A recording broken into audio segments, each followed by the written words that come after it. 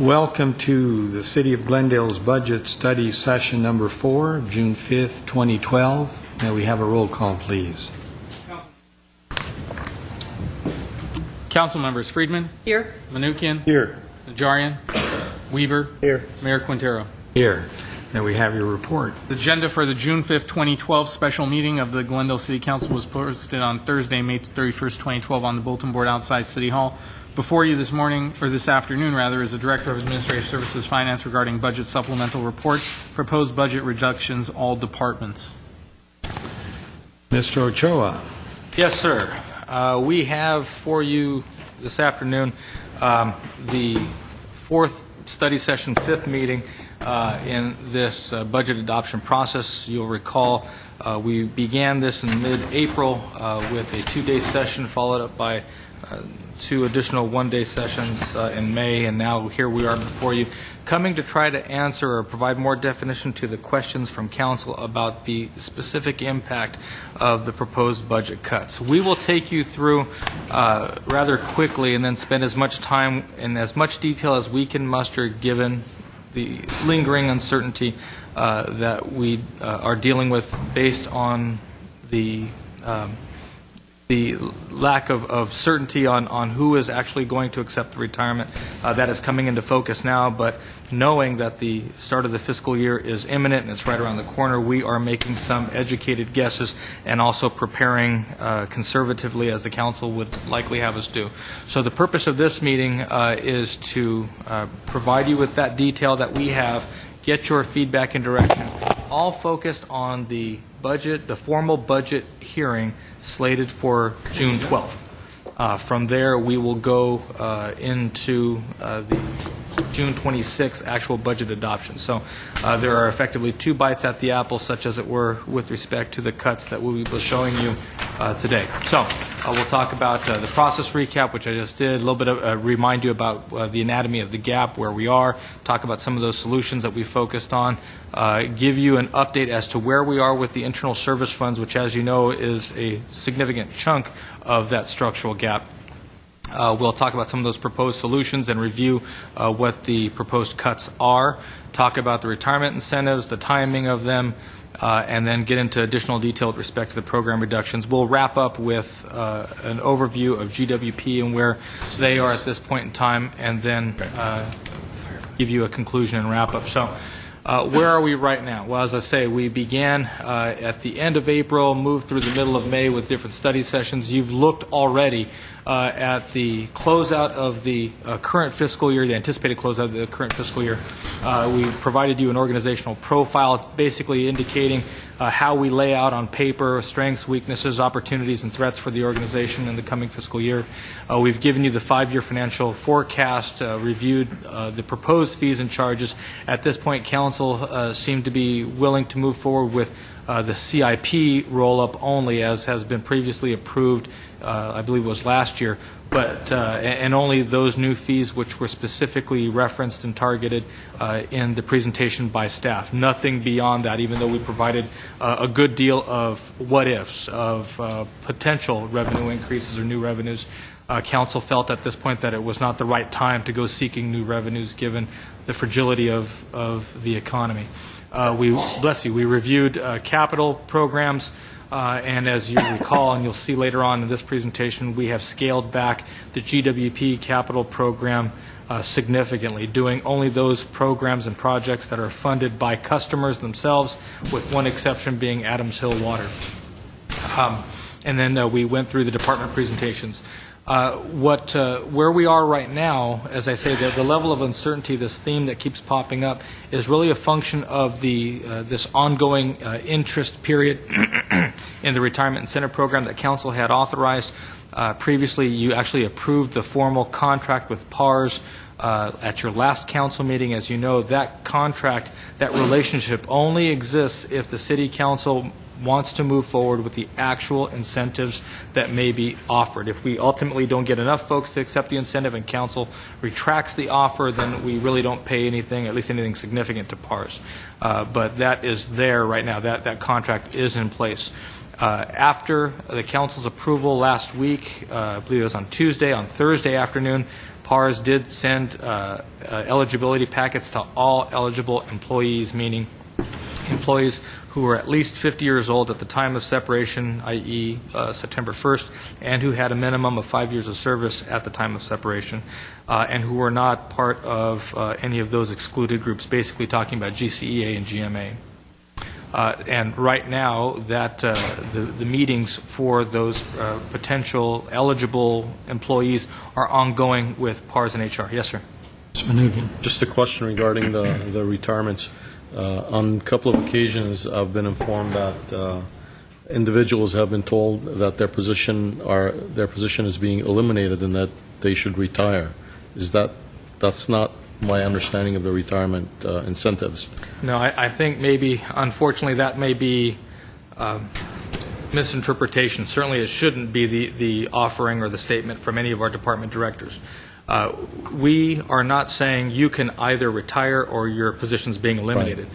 There are two discussions that are going on at the same time, and there may be crossover, but this is not an either-or type of situation. When we talk about the preliminary layoff lists that are going out, for example, or being executed, those layoffs are not of folks who are specifically of folks who are eligible for the retirement. Right? It's a broader set of people.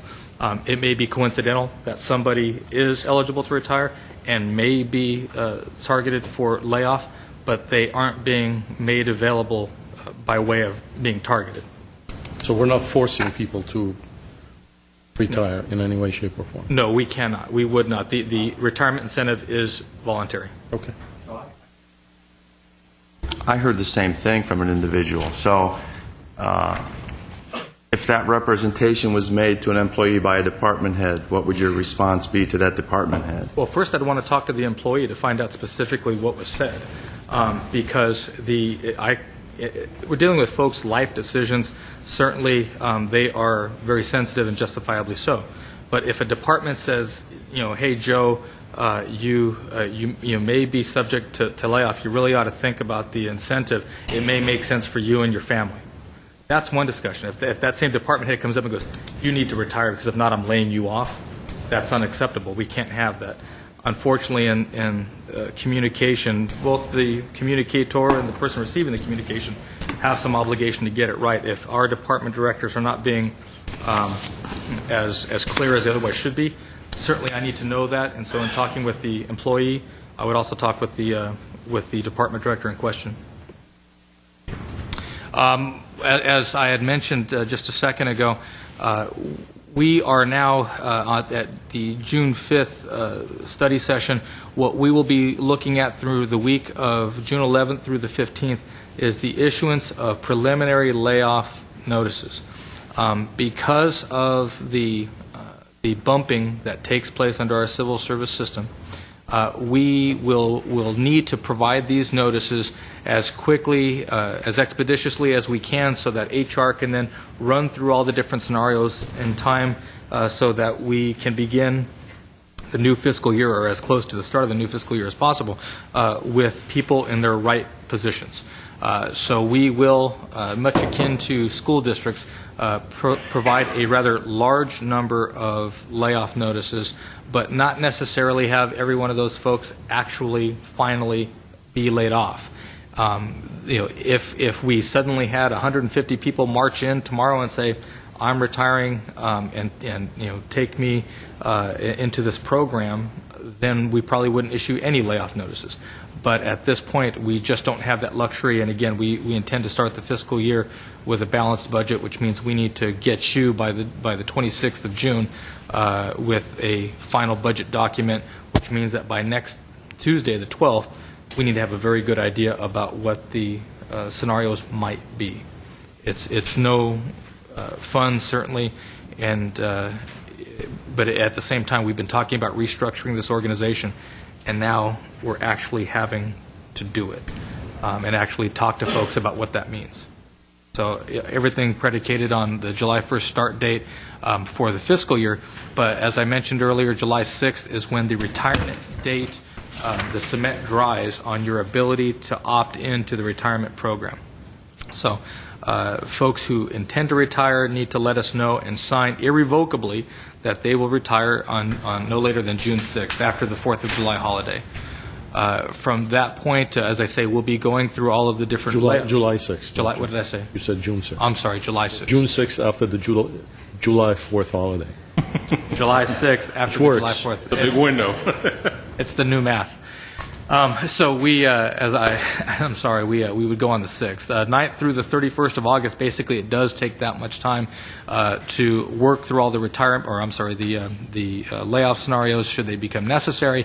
And then folks would retire on the 31st. People would separate, if not earlier, at least by the 31st if they're laid off. And we really begin in earnest the new fiscal year come September 1st. Yes, sir. Do we need to send out the preliminary layoff notices if we don't know what the ramifications of the retirements will be in general? And could we cover the budget deficit without laying off anyone? No. I honestly, I don't think that we could, based on what we know today. At this point... That includes the retirements? That includes the retirements. The expected retirements. Even a conservative, and we'll show you kind of what our thinking is. I believe right now we have about 70 folks, 71 people that have said, yes, I intend to retire. We are hoping conservatively that another 35 decide to retire. Even under that scenario, we still would have to lay off a small number of people. I'm talking, and you'll see here, 10, 12 people, which is not small to them, certainly. But it isn't a wholesale separation as we were afraid of. To the extent that we're trying to fill 15.4 million, it could be anywhere from 130 to 160 people. Through the retirement incentive, we're eliminating half of that threat in terms of the chaos that it causes in the organization. Okay. So as we had mentioned last time, we will be coming to council on quarterly budget study sessions to let you know where we are. The first one will be in November. The mid-year budget, where I hope and expect we will have a very firm handle on what we look like on paper and in the street with respect to our service levels. We'll have that for you by February. Anatomy of a budget gap. Just to refresh your memories, this is what we are reconciling with. Roughly, or a little more than half of the impact here that we're dealing with is from the loss of redevelopment. We're trying to sustain some investment in CIP. We are decreasing, making a good faith down payment on the reduction of the electric transfer. We are trying to shore up liability, the liability fund, workers' comp fund, and the ISD service charge, and the Information Services Department service charge, which is an inter fund. We do have a netting out of some of the other service funds. We have some small amount in capital outlay. We had hoped in this current fiscal year to realize about a little over $500,000 in savings. That was not realized. It has proven more difficult than originally anticipated last year. Not that we won't strive to get these savings by consolidation of, particularly in public safety arenas, some consolidations with surrounding cities, but I don't want to make the same mistake of saying we will get there and then not get there. I think now is the time to be conservative if we can and say that we're just attributing that, chalking that up to the structural deficit. And if we're able to make those consolidations, save that money, realize those savings in this coming fiscal year, then that will accrue to the benefit of the city. We still have contractual increases per our union agreements, even though we are hoping that all of the unions that we are negotiating with will roll their existing contracts and certainly not ask for anything more. And that appears to be the case. And then lastly, this is the final year of the phase-out, or rather phase-in, of the ambulance operator program. So this $1.5 million is something that was scheduled and structured to fade out at the conclusion of this coming fiscal year as we transition out those remaining 13 paramedic positions. Is that an increase in our expenditures? That's a maintenance of that expenditure that we've had in previous years. It didn't tick up, it's just carried on. And so, but that will be gone come next year. are savings generated by that? We are hoping to have, the original plan was to have $3 million in savings Right. netting against part-time EMT ambulance operators who are not either fully salaried or benefited under PERS, bringing those folks on and bringing out a total of 21 paramedic positions. How far are we in that process? I believe that the chief is, we're doing the evaluation at the end of this calendar year? Yes. Okay. So, and we'll be able to bring that back to you. So I think, as you see, a lot ties into the mid-year budget, the February 2013, to tell the council and tell the community if the moves that we are making actually are paying off, or if we've gone too far. It would be nice, or more realistically, if we have to go further still. So when we talk about some of the solutions and alternatives that we have, council has indicated that voter-approved taxes and charges are not something that we want to move forward in this year. In terms of financing and borrowing outside of capital expenses, using financings and borrowings, effectively one-time monies for ongoing expenses is not acceptable. Use of reserves is something council has asked questions about, provided that it would only be short-term and generally not for long-term operations. If it was a bridge to something else, that was something that council was willing to keep on the table. Furloughs have not worked particularly in public safety departments or on 24-hour operations like our utilities, where people could get called out because we end up paying just as much in overtime for covering the people that are on furlough. We are looking at the advanced attrition and the retirement incentives. We are looking at, to some degree, proportionate relation to the retirements and advanced attrition at layoffs. We did not want to move forward further personnel cost reductions, given the fact that the employee unions have agreed thus far with everything that the city has been requesting, and in fact are agreeing to roll their contracts forward with the current reductions in place. That has been great partnership between the city and its employees. We are looking at further M&O reductions that you'll see here, further capital reductions, particularly in the arena of GWP, and we are looking at some reorganization and consolidations. Mr. Weaver. As for me, I won't touch the reserves. They're down quite a bit, and we talked about them being for one purpose only, not an ongoing thing, so I don't want to touch that. I'd rather bring down the liability fund, as you've already doing to some degree, if I have the choice between the two. In terms of furloughs, while I agree with public safety employees, it's difficult to do because of the shifts and so forth. You talked about a possible layoff of 10 employees? 12 12? full-time salaried employees. I just wonder how many employees out there might be interested in a voluntary furlough, one day a month or twice a month. Don't know until you ask. And to the extent that we will have layoffs and we have to meet and confer over the impact of the layoffs, certainly that discussion will come up. I can assure you of that. And as ACM reminds me, we do have some voluntary furloughs in place today. So, okay, Mr. Weaver had indicated this, skipping ahead in the presentation. Sorry. Because of the number of retirements that we have right now is hovering a little above 70, and trying to be as practical and conservative as we can be.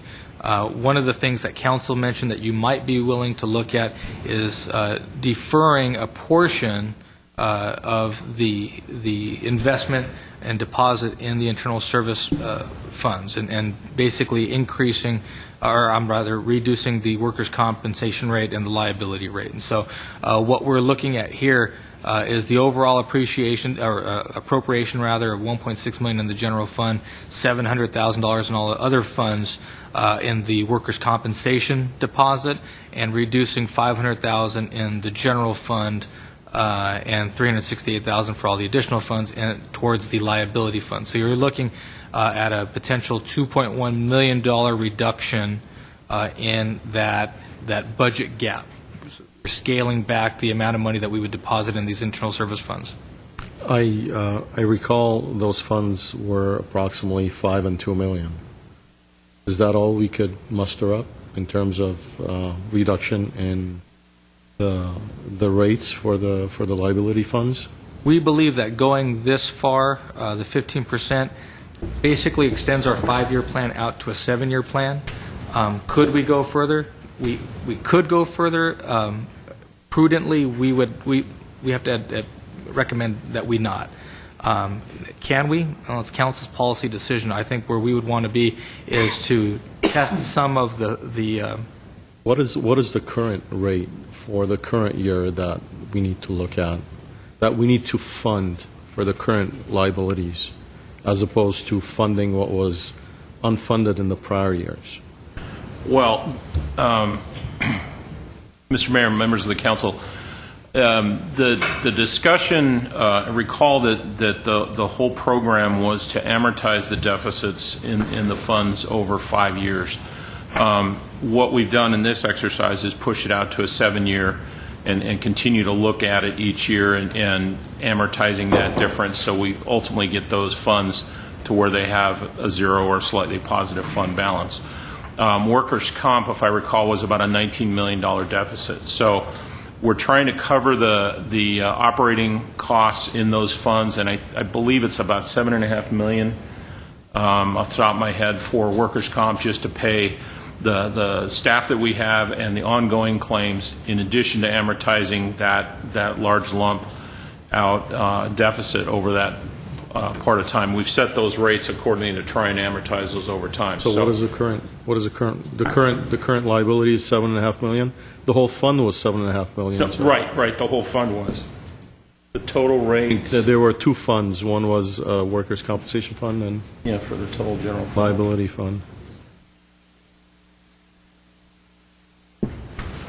The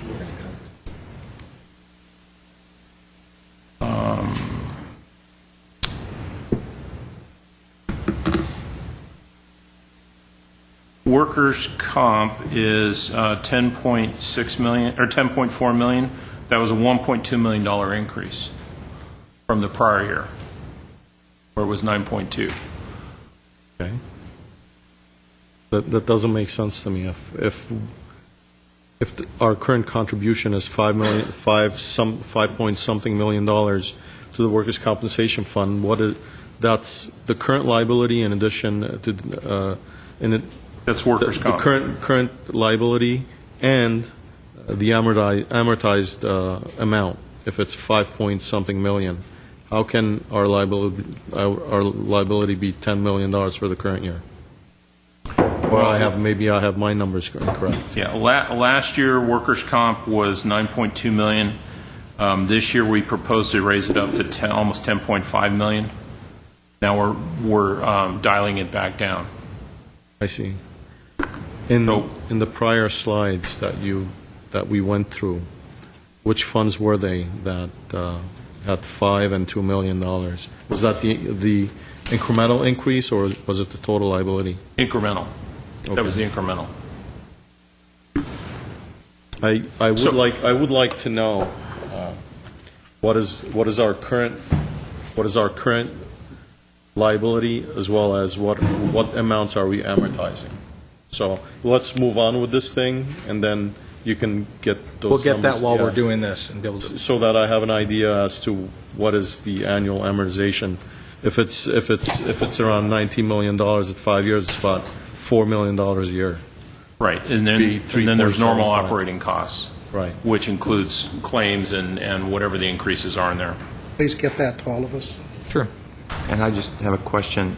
I think that both of those funds are pretty much moving targets. I mean, Correct. there's no idea what's going to happen one year to the next. You can only forecast, based on a partial history. So our best plan to slow down the catch-up could get tossed into the can if we get a bad year, unless you're factoring the reduction in the workforce to accordingly give us a lower Risk analysis. a lower lower number of claims just by nature of having fewer employees. Now, I don't know, like if we're cutting back 20% of the workforce, there should be a commensurate reduction in the number of claims, in which case that goes to... Yeah, there our potentially could. The factors are the cost of claims, the volume of claims. The volume of claims should go down with fewer employees, but it may not. And they should definitely go down with better management practices. I don't disagree. Controls. The cost of claims is going up, and then the key component is the actuarial study that we do every year comes back and says what the cost of future claims are, and we have to adjust the books for what those incurred but not reported claims are based off all the actuarial variables that they take into account. So, not to mention that there's a lot of ongoing claims for injuries that happened years and years ago that have been very, very expensive. We continue to pay those claims year in and year out. I agree, the management of it and the decrease in the claims is a very important piece as well, though. So we will get you that information back, just recoup it from the previous presentation, try and get that back for you before, we'll get that to you today, because it's there on the computer. So as we look at this, just to underscore something Mr. Najarian said, each year as we come back and revisit this information, that the numbers will change because the experience we have is rolling forward. One or two bad claims could either help us catch up sooner or delay that even further. What are we looking at for proposed solutions? What you see here is the discussion of the retirement incentives first and foremost, and to take you through that 5.7 number, and then we'll take you through some detail after the next slide. This takes into account the number of retirements that folks that we know of, people that have come in and said yes, they are going to retire, less a handful of those people that are in GWP. And as you know, GWP, we're trying to shore it up at this point. So that would take us, for example, from 70 down to 15 people saying yes. Then looking at what you may recall from other charts and slides, we were tracking folks who were strongly considering retiring.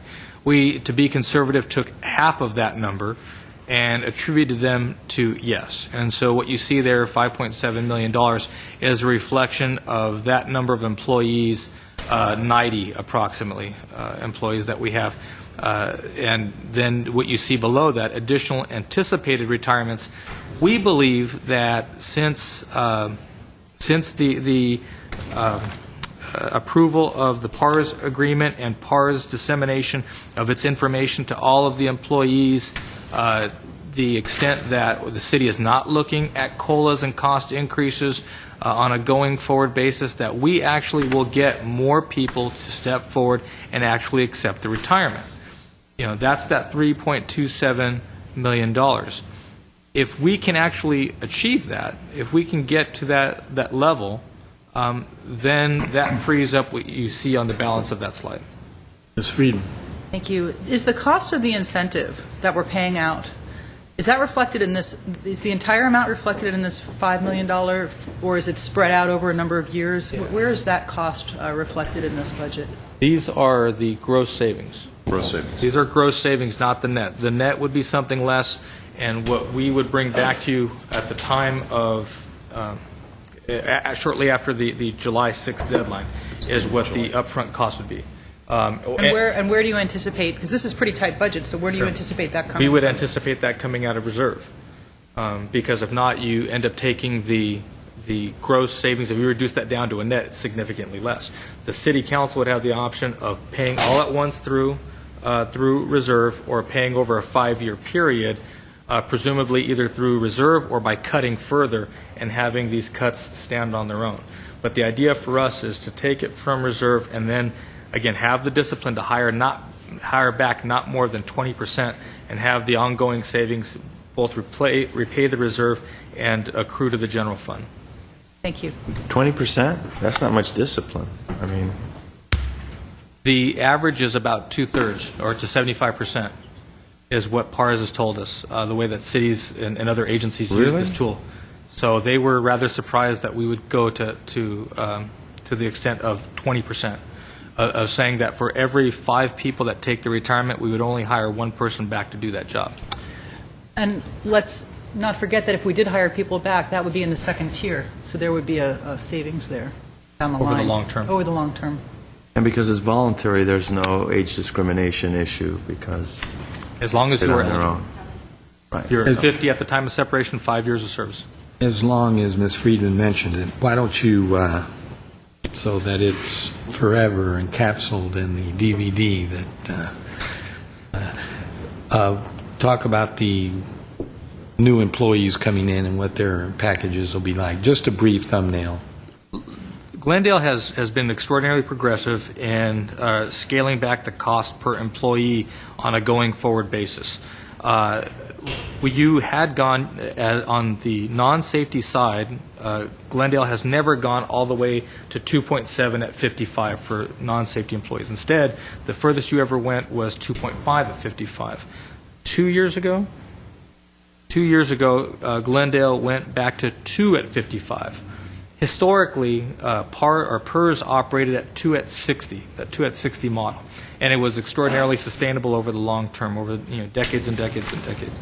So to the extent that Glendale is there at 2 at 55, meaning 2 years, 2% times the number of years of service at retirement, multiplied as a percentage against the 3 highest years, blended 3 highest years salary, as opposed to previously the single highest year. What Glendale has done, what the City Council has done, is ensure, as Ms. Friedman indicates, that on the horizon there is a very manageable long-term cost because there's a savings versus what you're paying for current employees. So you could argue, though, that, well, there's no immediate savings to going two-tier. Yeah, you did the right thing for the long term, but what about up front? Well, the city has also been very progressive, proactive there, because not only do employees pay the employee share of the PERS in this organization, they also cost share for a portion of the employer share of the PERS. So it varies by bargaining unit, and Ms. Beers can give you the specifics for each unit, but non-safety folks, for example, are paying 11%. Do you want to give us the specifics on No, that? that's good enough. I just want. Got my cheat sheet with me, but I can't. I believe it's 3% for 3.5% for safety 3.5%. for police.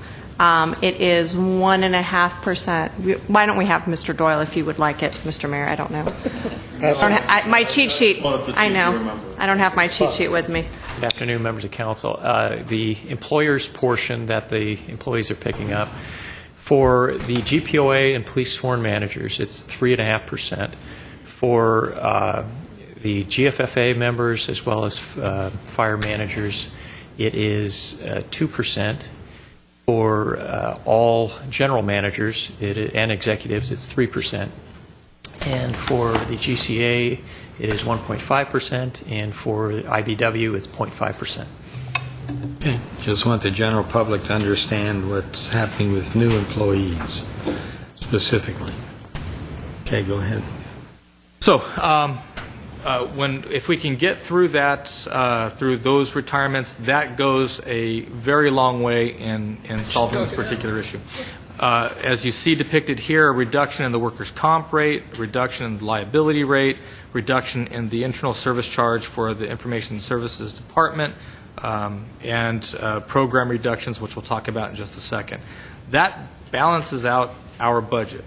But again, just to be very clear, if we do not get to that additional, I believe, I have confidence we will get to what you see as yes, the 5.7. I'm very confident we'll get there. If we can't get to the 3.28, that basically comes back to you in the form of additional layoffs or program reductions. The 5.7 is tied to how many employees? 70? 70. No, that is 90 employees. We started with 70, pulled out GWP, and then added in 35 people that had been strongly considering the retirement. So if you recall, we had 70 yeses, 70 strongly considerings. we're trying to be conservative and say not all of the strongly considerings were yeses, at least at this point. Only half of them are yeses.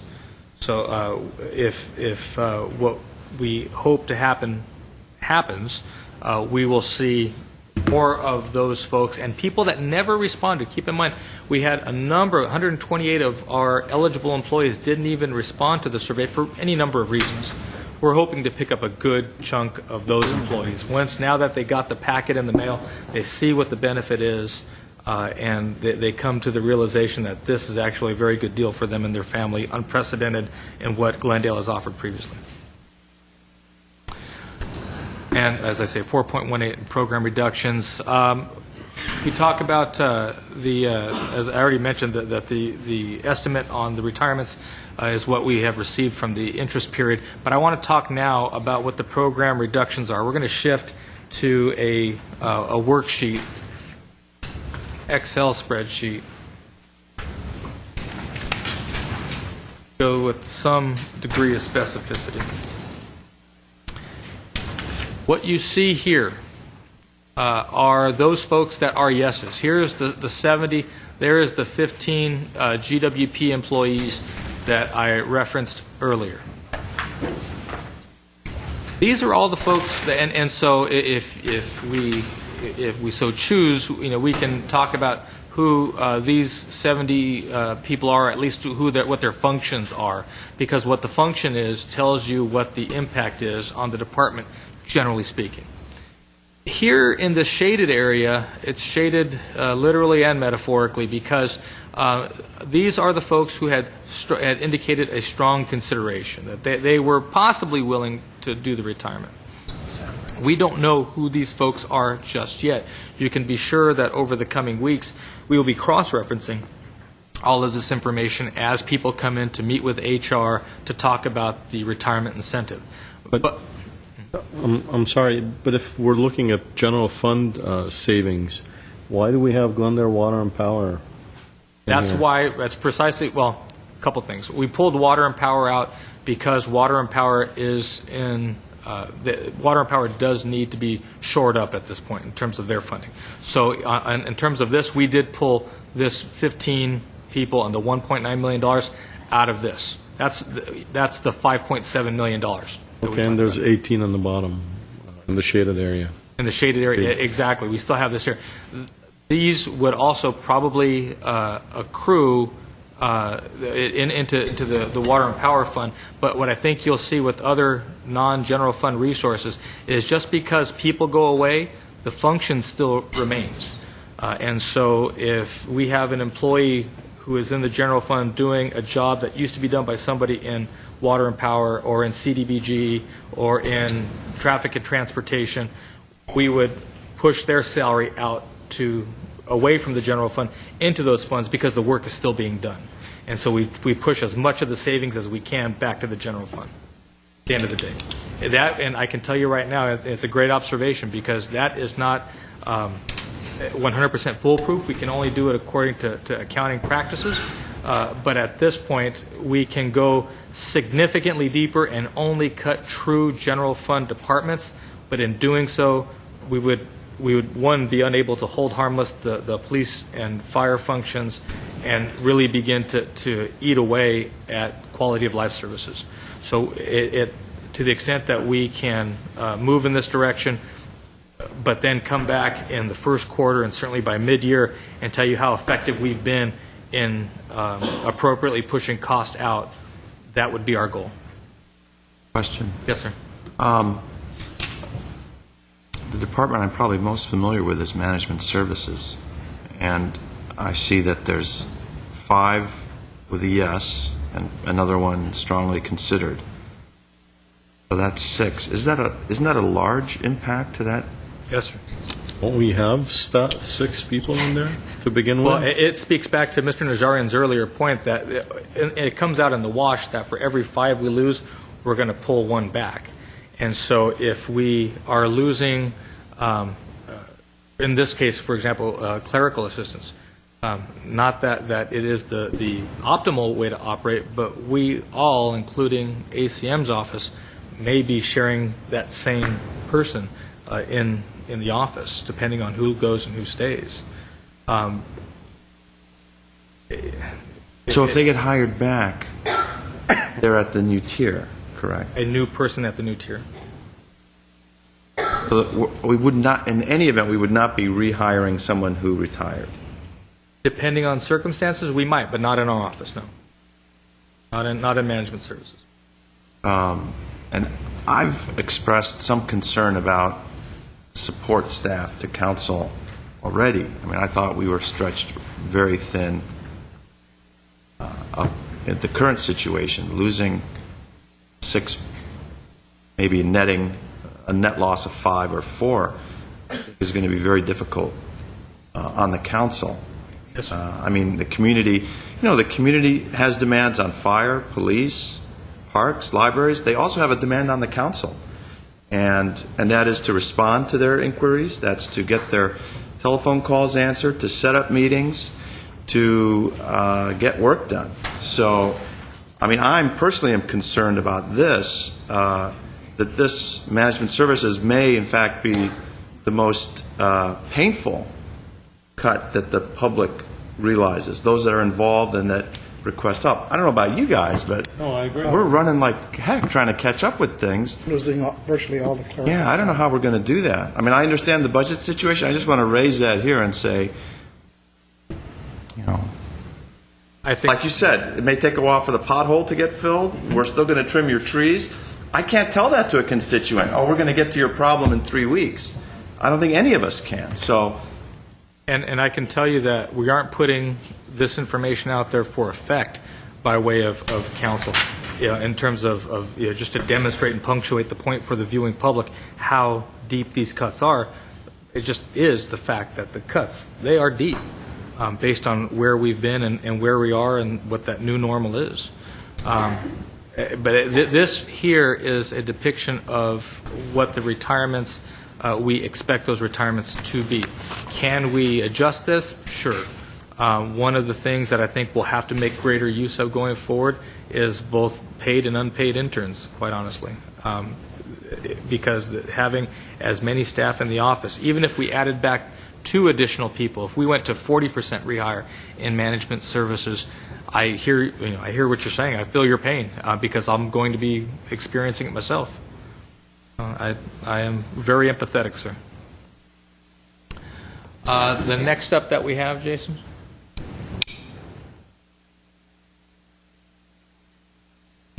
So we're drilling into a little bit more specificity for council in terms of what it is that we're looking at.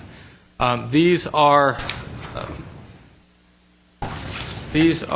salaried positions, vacant positions here, recently vacated positions, or those very small handful of positions that we had carried forward. As you know, we eliminated all of the phantom vacant positions earlier this year at mid-year budget, and we are trying to deal with what is real in front of us. You have the hourly positions, hourly vacant, and then FTE, meaning even if somebody is hourly, we try to convert it to a full-time equivalent so that we can compare apples and apples. So starting with administrative services, we are looking to reduce. These are all reductions by one way, shape, or form. It could be by layoff. It could be by the elimination of a vacant position. It could be by the shifting of a position into an associated enterprise fund and out of the general fund. So these are all true savings back to the general fund. So reducing by one accounts payable position, an hourly position, and that's a filled position, an hourly position in administration and the administrative services department, and an actual person in the utility support function. So a total of 2.9 positions. All 3 of those. All 3 of those are filled positions, but it should be noted that these hourly positions, this could be 2.45 people. 2 people doing half a job, job sharing, as it were, or on furlough, as it were. So you don't get too hung up as to, is this 2.9 people, or this could be actually 4 people. or more, or greater. On city attorney, eliminating one vacant litigator position, or attorney position, rather. I don't know if that's a litigator. It's support staff in the litigation Support staff in division. litigation, sorry.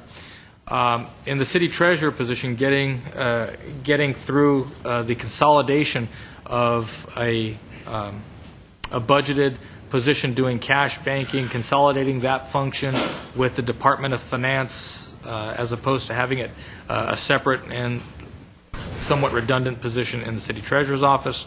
Information services, this is the reduction you saw. This is netted away. This 152 is the savings you saw on the previous slide. It is not double counted in the program reductions, but we wanted to show you what it was in terms of an hourly position, 0.5 FTE that's being removed, and then some other reductions there in M&O. Keep on scrolling down, Jason, would you? We talk about community development. We have one vacant position that we're eliminating, one salaried position, folks that deal with the outreach through neighborhood services. That position would be removed for a savings of $160,000. And parks and community services, a lot of these, some of these are positions, some of these savings, as you see, are vacant. Some of these are actually filled, but you'll see what the impact is for the adult sports. We're actually taking this and moving this one to 501, which is the enterprise fund for community services and parks, almost 2/3 of a position.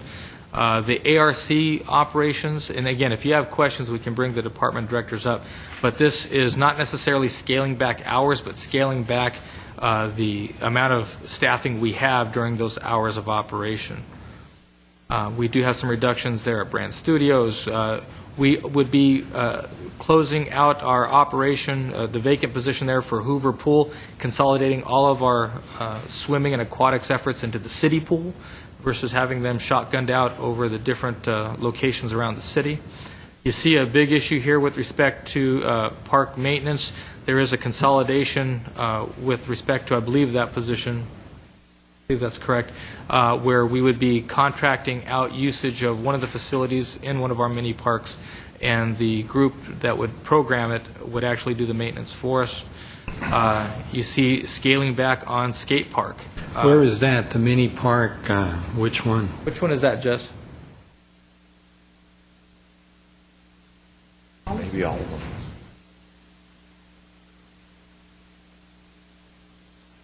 Mayor Friedman, members of the City Council. Friedman. I'm sorry, Mayor. Replay I was looking at Quintero. Mayor Quintero. Freudian slip there, Freudian slip. Icebreaker. Mayor Always had Quintero, issues with women. members of the City Council. This is actually a park maintenance supervisor position. It's the position that's responsible for supervising maintenance at all of the mini parks, so it's not one particular mini park. And as Mr. Ochoa said, through consolidation and a different model for dividing the city up geographically, we can have that supervision shared by the different sections rather than just one unit. Okay, great. Thank you. And it's a vacant position. It is a vacant position. It's I'm currently sorry. vacant. I misspoke. We were looking at a different location. That's my mistake.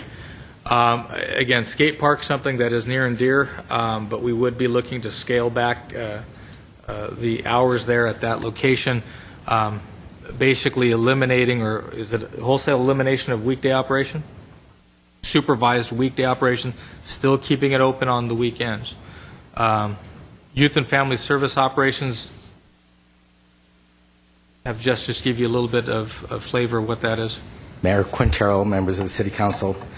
What we would propose to do here would be to consolidate our Youth and Family Services program and transfer it to the Pacific Park Community Center. It's currently located at Heritage Park, formerly known as Harvard.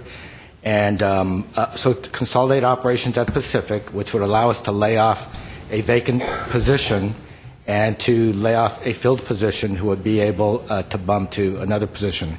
And then our plan would be to RFP the Heritage Gardens building to a nonprofit organization, an organization like D.D. Hirsch, which is expanding a lot of its programs right now, who could potentially provide at-risk youth counseling services at our facility in exchange for no rent. So that would be our plan for That's a youth and very family good, services. very good plan, very good idea. Just one quick question, because I can't recall the detail. In terms of skate park, does the skate park stay open unmanned, or is it actually closed off? It will, our proposal would be to staff it Saturday and Sunday. It's open from 10 a.m. to 10 p.m. And to close it or not open it during the week, which would save us about $75,000. Currently, during the week, it's open from 3 in the afternoon to 10 p.m. And we have 2 staff positions that overlap at any given time. So it can't be open if it's unmanned by a staffer? I know it's not preferable, but it has to actually be closed? Ability. From staff's perspective, we would not recommend it unstaffed. There are parks in other communities that are unstaffed, but typically they are all surface grade features instead of bowls, and typically they are on the corner of a park facility where there's few of full visibility for monitoring. And your general park staff that's there couldn't kind of keep an eye on it or swing by every now and then to keep it open? Do we know how many people are using it on the weekdays? I would venture to guess. Well, during the summer, it'll be more. Yeah, daily 30 to 40. During the summer, actually, our hours during the week are expanded from 10 in the morning to 10 p.m. So you can't use other staffers to... you have to actually be there the whole time? Councilman Friedman, it requires very close supervision, especially in the evenings and especially on the weekend evenings at Verdugo Park. That's a closure I'm very uncomfortable with. We're serving a lot of kids there, and especially in the summertime. And, the last time we talked about this, several of the parents had volunteered, talked about having a volunteer group of parents to staff it or to supplement the staffing. I don't know if that helps us with liability or if it's more trouble than it's worth. But I think we need to reconsider that. Well, during the school year, I can see how, 3 to whatever, they should be home doing their homework.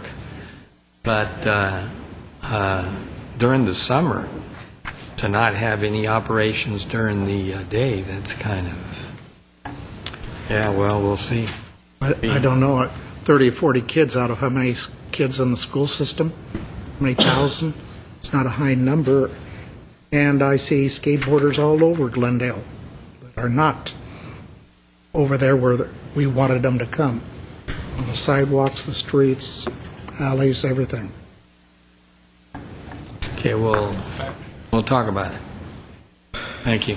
But again, I think it gives you the indication that there are no easy reductions left at this point in time. Looking down at, and just to be very clear, what you see along the bottom is the summary totals for each of the departments, the filled, the unfilled, the hourly filled, the hourly vacant. Scrolling down to fire, you see the depiction of the removal, or retirement rather, of those final paramedic positions, and then pushing some salary savings out to the hazmat fund. That would do 2 things. Basically get us to a point where the AO program is fully implemented, and also accrue and give us the opportunity to measure the effectiveness of that program as it was originally envisioned. So this is a negotiated item with GFFA, but we are hopeful that they will want to negotiate to allow us to achieve this savings in real time. You see that it is a rather substantial number, and the further we get into the fiscal year, the less that number is. With respect to human resources, you're looking basically at bringing in training folks, that being already a relatively small operation. That's the savings that you see there. In the library, we are looking to outsource the technical services function instead of keeping a small technical computer IT staff basically in-house to be able to consolidate and or contract out and remove those 2 existing positions.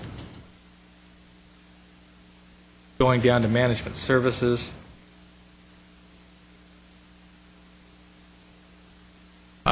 What you see here, as was already indicated, we are continuing to take that hit.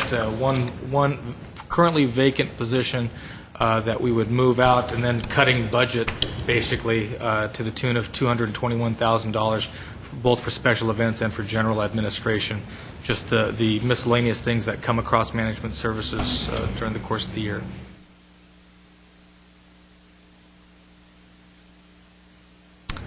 On the police department,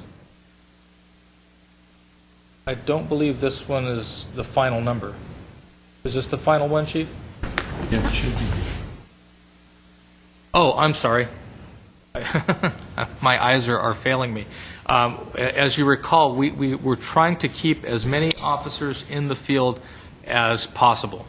For a second there, I thought that said officer instead of office services staff.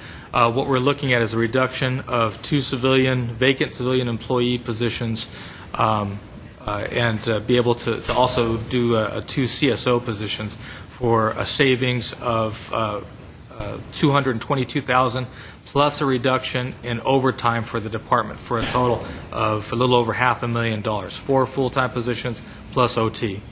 That allows us to keep all of the current funded sworn safety positions on the books so that we can continue hiring and anticipate turnover in the department just through the normal attrition that PD experiences. Moving down to Public Works, you see, need to expand that. There we go. You see that we have positions really scattered throughout the operation, administration, building and engineering, maintenance, and maintenance warehouse. That's a consolidation. We also have some vacancies, but all told, we're looking at 11 positions that we would be eliminating as part of this. As a summary for these position eliminations, what we are looking at, as you see the bottom, 24.25 positions. As I mentioned at the top, we were looking at 12 layoffs. This also comes to include some of the firefighter positions that we had been anticipating. We'll also see the hourly filled and then just hourly unfilled, meaning that it's in departments' budgets here. The total FTE is 46.78. So again, a combination of layoffs, the attrition, accelerated attrition in the fire department, and the shifting of some of those filled salaried positions out of the general fund into associated enterprise funds allows us to get to this number. This number here is just the elimination of full-time salaried and needed staff positions, but if it isn't filled and it isn't safety, we're eliminating it in the general fund. Hourly filled, hourly unfilled, 46 total, $4.3 million here. And we'll bring you back to the PowerPoint. And these can be, there's bumping issues. You're pretty sure that this is where the result, this is how it will end up, the results will be, even though this is where we expect them to be or hope them to be. With this limited number, we have a better handle on these 12 layoffs than if we were doing something much more wholesale. Keeping in mind, we're still winding down on the elimination of the redevelopment positions as well. Not counted here, not depicted here, but yes, we have a pretty good handle on what will be the outcome of these positions. All right. Let us walk you quickly through GWP.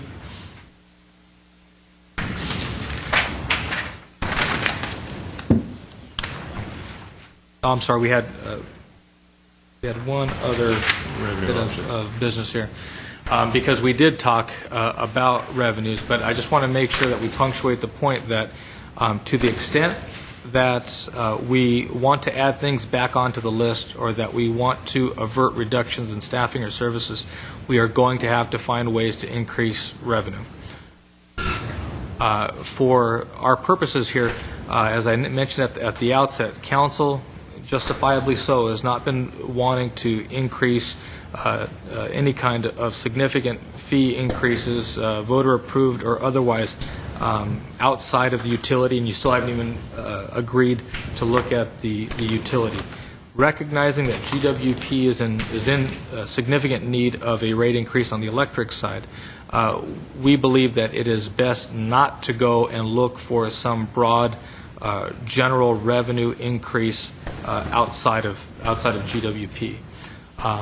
If you wanted to be much more focused and use the proverbial rifle than the shotgun, two areas that we have talked about previously, and one that will be coming to you. We had it on the agenda for tonight, and unfortunately it was an error. It's going to come back to you in a few meetings, is this notion of program revenue from billboards and advertising. But the TOT increase is also there. We showed you that we are at 10% on our transit occupancy tax.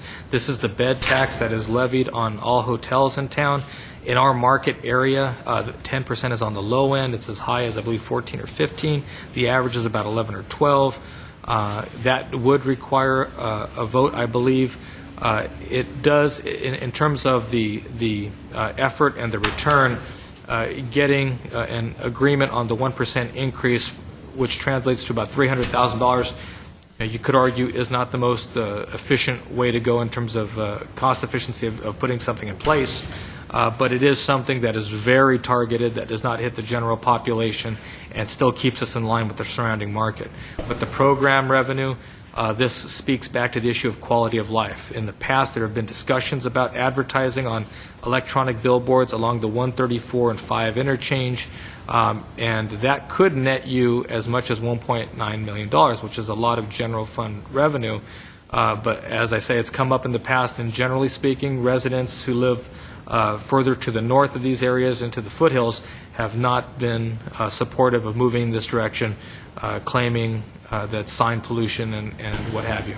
But it is something that is out there for the council. We will be bringing back an item to get your direction, but just know that there are ways to add revenue that are much more focused than UUTs or sales tax increases for the local community or property tax overrides. Okay, now we'll talk about GWP. You know this song well. We've talked about it over the last month and a half. We are looking at an operating loss on the electric side going forward. You see along the bottom what the proposed budget is for the coming year. Council has done the heavy lifting on the water side of the utility by increasing water rates as needed, and also restructuring the rates so that we have elasticity in the revenue that's coming in, so that as folks conserve, we still have a sustainable amount of revenue to carry forward operations. What we are looking at for the coming year, as you know, is a minimal capital program, trying to live within our means. You know from your own experience in our previous presentations, we do not prefer to go this route, but we needed to be honest with council and the community, and in as much as we show that we can present you a budget that does not rely on rates increases or bond issues. But we would submit to you that the rate increase is necessary to move forward on the capital program. But really, a capital program, a robust capital program, moves forward in tandem with a bond issue. Right now, bond rates are lower than they've ever been, or not ever been, but they're historically low. And if you were ever going to borrow, now is the time to borrow. You know from the previous presentations that where GWP is right now, the idea, one solution would be to move all of your capital employees into M&O. That probably isn't the most efficient use of them, simply because we have them doing work that we otherwise should just shed, because we're not doing those capital projects, and thus we don't have work. We don't necessarily need those employees.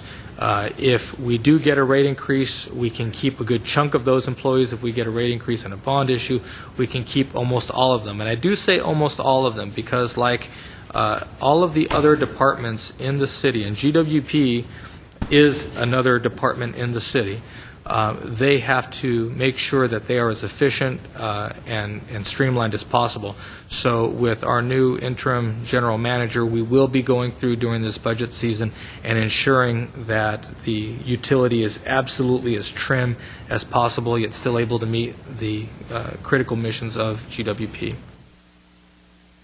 If the council is willing to consider a electrical rate increase, up before you is the proposed timeline. We would come back in June, hopefully having learned something from the experience we had with the water rate increase, and wanting to make sure that whatever we do, our customers and stakeholders are very much aware of what the need is, what the rate is, and I can assure you that the proposed rate increase is not an exotic or unfamiliar restructuring of the rate. It's a much more pedestrian increase that hopefully allows some user flexibility for folks that want to take advantage of the smart technology that we have to try to maximize the efficiency of their usage so they get a lower rate. But the idea is it's a much more straightforward rate increase. But we would have an advisory committee through the month of June, have the GWP Commission consider their proposed rate increase in July, come back to the City Council late July, and hopefully have a rate increase in place if that's the council's pleasure, by September. At that point, the council certainly has the discretion as to whether or not you want to move forward with a bond. Certainly, pay-as-you-go is an argument that makes a good deal of sense if we're being fiscally conservative, but in a complex financial structure, sometimes it also makes sense to make use of financing tools because of the opportunities presented by the bond market. So we will be bringing that back to council. In the end, where are we?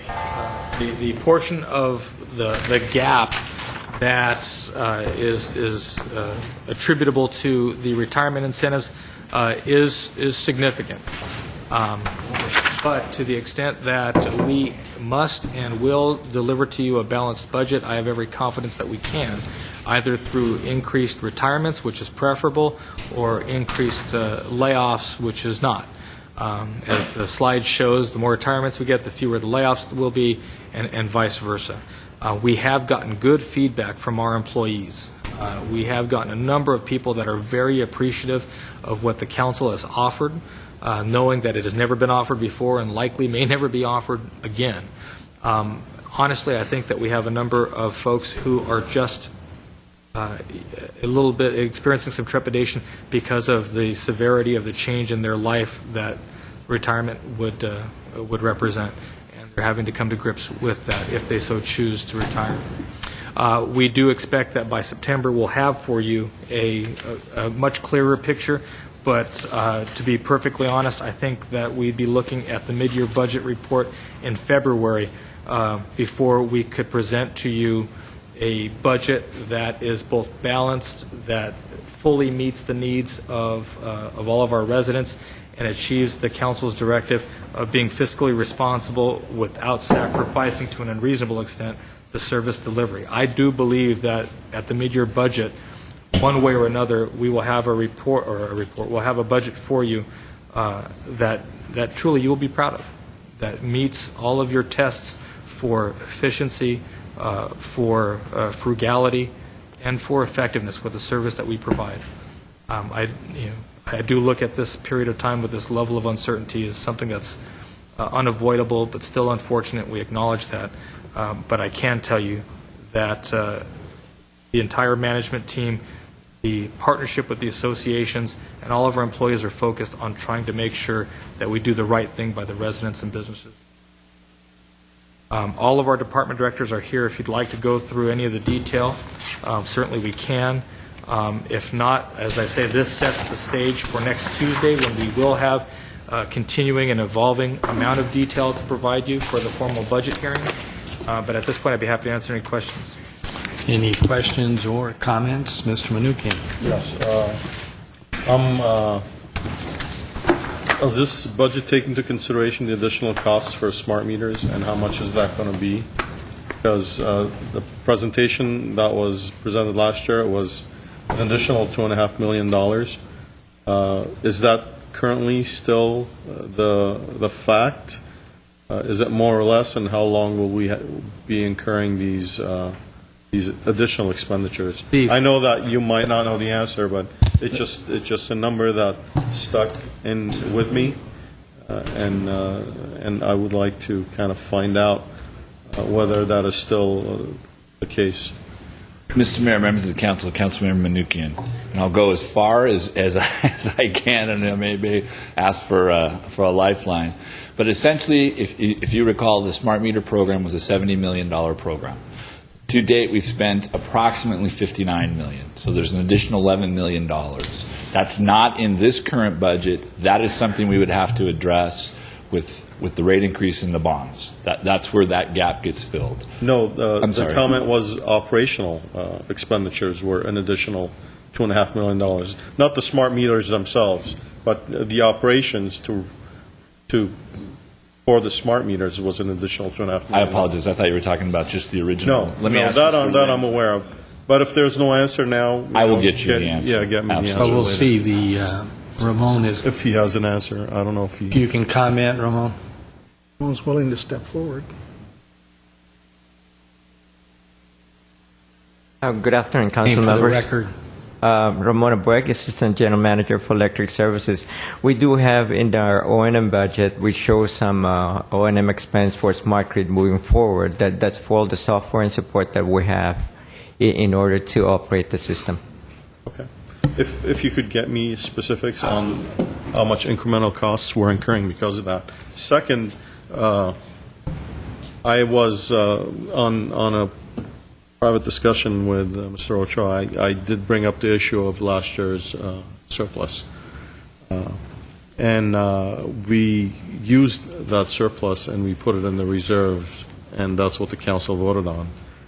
However, I want to go back to the liability funds that we keep talking about and the amortization that we're recording to catch up with the fund. Wouldn't it be prudent to, instead of amortizing this year's expense, to put some of the surplus funds from last year to the liability fund?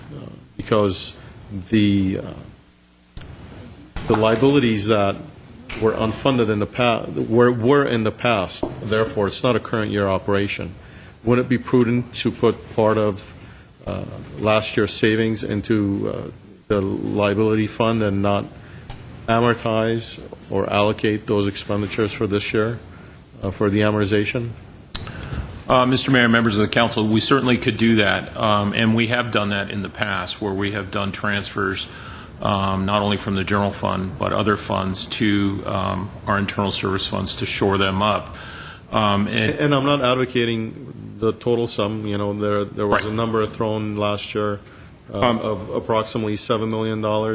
Whatever the amortization is, $4.5 million, we can cover with the surplus funds from last year, because that is not a current operations. It's a past year's liability, unfunded liability, and we can cover it with prior year's surplus. To answer your previous question, in terms of the differences in going from a 5-year amortization to a 7-year for the general fund, the rate was $9.2 million going into this year. We raised it up to $10.5 million. With the reduction, we're actually lowering it down to 8.9, which is lower than what we had last year, as we push it out to a 7-year cycle. So we're actually having a lower amount than last year. In terms of the liability fund, it was $2.1 million. Going into this year, we raised it 3.9. We have since, with this reduction to 7-year, would lower it down to 3.4. And that's just general fund. Citywide, the compensation fund is the costs are about $14.7 million is our estimate for cost. It was increase of $3.2 million to amortize the deficit over the 5-year period. So we're backing that off to the 7-year rate, and then liability went citywide from $5.5 million to $7.7 million from last year to this year. That will then be lowered back down to a lesser amount once we do the 7-year spread. But we could do a lump sum transfer, do an appropriation. Cover just the amortization, not the current operations. Well, we could do that. For this 1 year. The net result would be the same. It's still coming out of reserves at one point or another. We could do it out of reserves. We'd have to appropriate it for this year to move it for 11-12 if we want to do that going forward. No, my suggestion is to do it for moving forward for this 1 year where we had surplus funds from the prior years. Right. Understood. Allocated to the amortizable segment of the liability fund as well as the workers' comp fund. Well, so to do the catch-up for the prior years, basically. Because the surplus is from prior years. Correct. The liability is from the prior years. We're basically matching the expenses with the revenues. And that's a possibility. And that's a At the end of the day, I think you would find it's the same whether you do it lump sum or we ramp it up over time. The net result it'll come out of. But I understand what you're saying. The amount that we would otherwise, and this that contributes towards just that for gap, this year, right? Would be covered by a By one-time the surplus payment. from last year. We can certainly show that to you in time for next week's budget hearing, and so we'll show you what that looks like. Is that your understanding? Well, question, Bob? I just so I'm clear, we had a surplus as of last year, which was year-end June 30, 2011. You're advocating... Which was how much? What was the number? $7 million. 7. Yeah, about $7 million. So you're advocating that we would use some of that surplus for the 12-13 amortizable segment of... Okay, we could take it directly out of fund balance and appropriate it. Because I mean, either way. Because again, in terms of theory, you're basically matching your past surplus with your past expenditures, basically, and not covering current year's operations with it.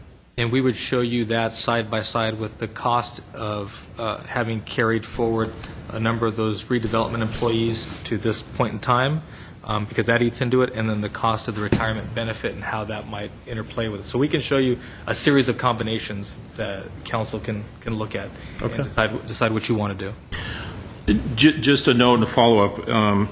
We can do that, but recall if we're taking the expenses out from the redevelopment agency contributions to the general fund, we should have a sizable deficit once we take into account the impacts of the redevelopment agency and ultimately the write-offs of the redevelopment loan to the general fund. We will already more than likely fall below the 30% threshold. 30% of general the reserve balance. That I understand. Okay, I just want to make sure everybody's aware of that we're probably going to be below the 30%. But if we didn't have the surplus in 10-11, we would still be short. You could look at the redevelopment issue as a standalone issue, right? Force majeure based on this thing. Right. Any other questions or comments? Okay, I have one speaker, Richard Espiritu.